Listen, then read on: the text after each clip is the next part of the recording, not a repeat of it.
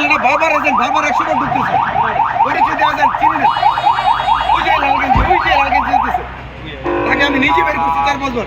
এখানে যে ব্যবস্থা এটা মানে অপর্যাপ্ত। একটা গেট দিয়ে এতগুলা লোক ঢুকানো এটা কোনোভাবেই হয় না। দেখেন কি অবস্থা, অনেকের দম বন্ধ হয়ে যাচ্ছে। এটা তো কোনো সিস্টেম হয় নাই। এত ইয়ে থাকতে কেন এভাবে এত অল্প আমাদের প্রিসাইডিং আমরা ভোট দিতে পারতাছি না।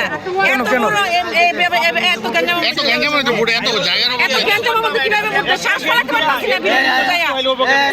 আস্তে কোন আস্তে গ্যাঞ্জাম বেশি হইতাছে। এরা লম্বা করে দুইটা সিরিয়াল দিত ওই চল লইলে মানে পর্যাপ্ত পরিমাণে জায়গা নাই। বেশি মানুষ জট হয়ে রয়েছে একসাথে।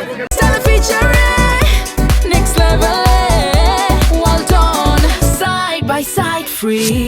জানতে চাচ্ছিলাম যে কসবা আদর্শ উচ্চ বিদ্যালয় যে কেন্দ্রটি রয়েছে সেই কেন্দ্রটিতে আমরা যাওয়ার পর দেখেছি যে সেখানে কয়েকজন ভোটার আমাদের কাছে অভিযোগ করেছে তারা ভোট দিতে পারে না, তারা ভোট দিতে না পেরে তারা ফিরে গিয়েছে এবং আমরা প্রিজাইডিংয়ের সাথে যখন কথা বলেছি তিনি জানিয়েছেন যে তার কাছে যে প্রাপ্ত যে ভোটার লিস্ট এবং পোলিংয়ের কাছে যে ভোটার লিস্ট এবং বাইরের যে ভোটার লিস্ট সেগুলো মিল নেই।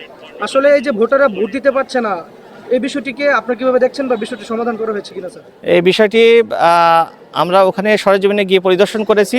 আমাদের সাথে আমাদের উপজেলা নির্বাচন কর্মকর্তা ছিলেন, তিনি সকল ভোটারদের যাদের এই স্লিপের সাথে একটু সমস্যা রয়েছে তাদের সঙ্গে কথা বলেছেন। কথা বলে উনি লেটেস্ট যে ভোটার তালিকা সেটি তার কার্যালয় থেকে সংগ্রহ করার জন্য উনি বলেছেন এবং সেটি উনি সাপ্লাই করছেন। তো আশা করছি সেটির যে সমস্যা ছিল সেটা দূর হয়েছে এবং ভোটাররা এখন সেখানে খুব সুন্দরভাবে ভোট দিতে পারছে। ধন্যবাদ।